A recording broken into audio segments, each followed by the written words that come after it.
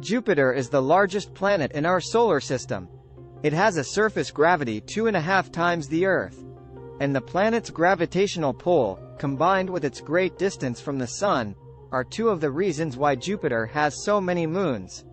These moons range in size from the smallest, S2010 J2, to the largest, Ganymede. It is larger than the planet Mercury.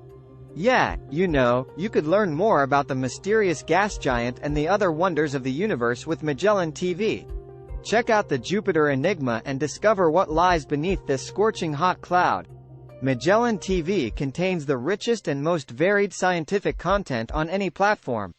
From science to nature and technology, new titles are added every week in HD or 4K. Discover the universe from the comfort of your couch. And right now, buy an annual membership gift card, and get another one for free. Yeah, take advantage of this deal and claim your special offer at try.magellantv.com/whatif. Don't orbit this deal too long, if you know what I mean. It won't last forever. And maybe, neither will Earth if we scatter Jupiter's moons across the solar system. Get some popcorn, this is getting good. Another of Jupiter's moons, Europa, what would Jupiter's moons become? Is about the size of our own moon. And both Europa and Ganymede could have oceans of liquid water frozen beneath an icy surface. So if Europa and all the other moons abandoned their orbits, what would they become? How about hot, hellish rocks on a deadly collision course with the Earth? While there's no exact definition of a moon, experts say that it's an object that orbits a planet or dwarf planet. So the moment Jupiter's moons leave their orbits, they would stop being moons and become something else. If the larger moons, like Ganymede, Callisto or Europa, gravitated toward the Sun, they could end up in the habitable zone of our solar system. This is the range within 0.9 to 1.2 astronomical units of our Sun. That's where the Earth is residing. Goldilocks zone and extraterrestrial life here. Conditions are possible for liquid water to exist. And possibly life too. So, if any of these moons settled into stable orbits within this so-called Goldilocks zone, you could catch the first glimpses of extraterrestrial life in our solar system. Just give it a billion years. But if these moons continued on their rogue orbital paths, they would likely end up being too cold or too hot to have conditions to support life. The ice that covers these moons would reflect sunlight into space. That means the rogue moons would have a high albedo.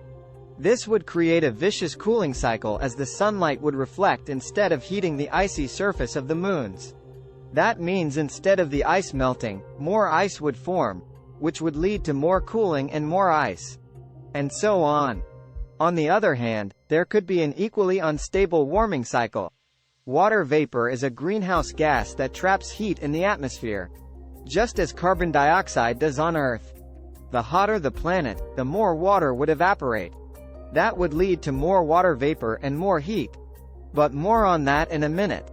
Jupiter's former moons would require 10 to 40% more sunlight than the Earth in order to not become icy snow globes wandering the solar system.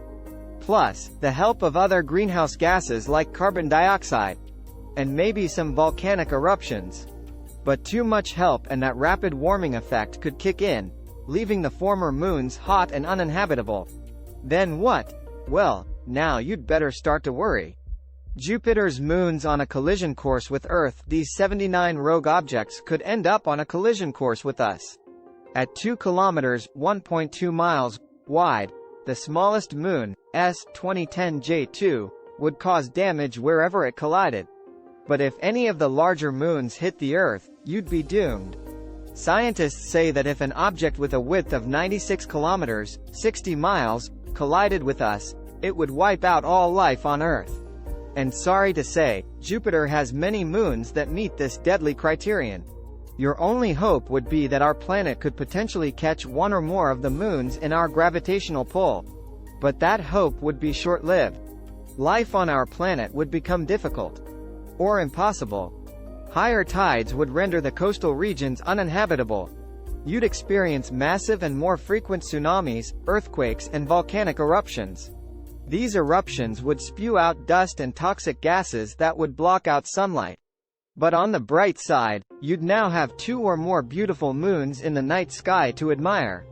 But is that really big one